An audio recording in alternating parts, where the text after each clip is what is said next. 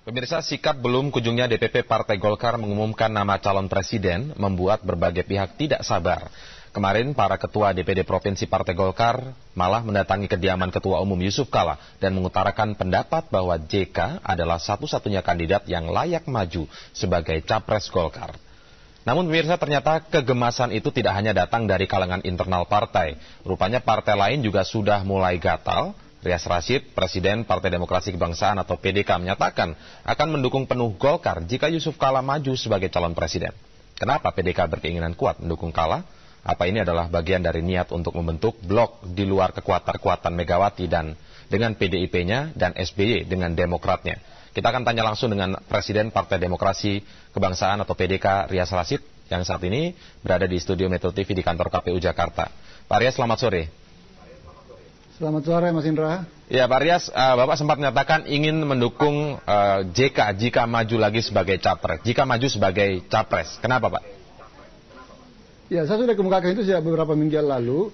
Karena pertama, seperti yang Anda katakan, saya kira bangsa Indonesia harus digiring untuk tidak terjebak hanya pada dua blok itu. Seolah-olah tidak ada lagi calon pemimpin yang lain.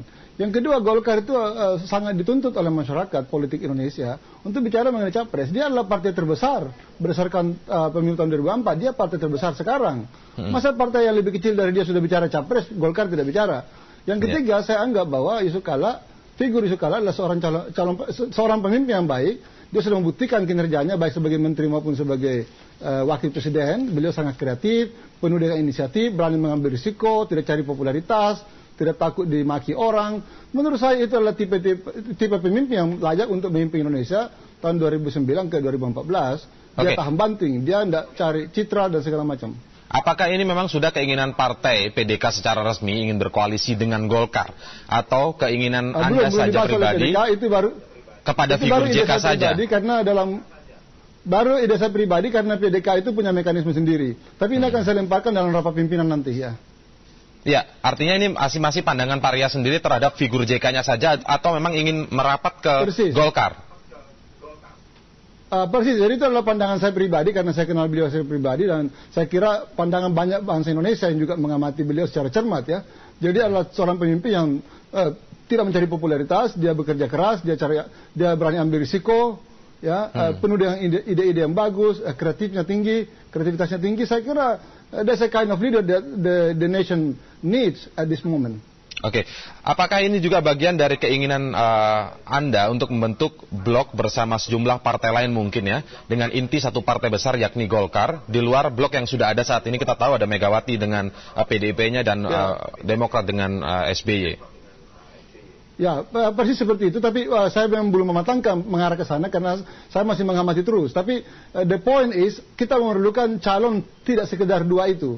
Kita memerlukan calon kalau bisa sampai 4 itu.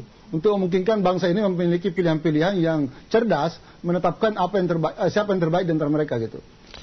Pendapat Anda mengumumkan nama capres sebelum pemilu legislatif sebenarnya menguntungkan atau tidak bagi Anda sendiri? Sesungguhnya saya tidak mengumumkan nama capres, saya mengatakan... Enggak, artinya menurut pendapat Anda jika melihat sebuah partai besar mengumumkan nama capresnya sebelum pemilu legislatif, bagaimana Anda melihatnya? Apakah ini adalah hal yang menguntungkan bagi partai itu sendiri, ataukah ini hal yang justru merugikan?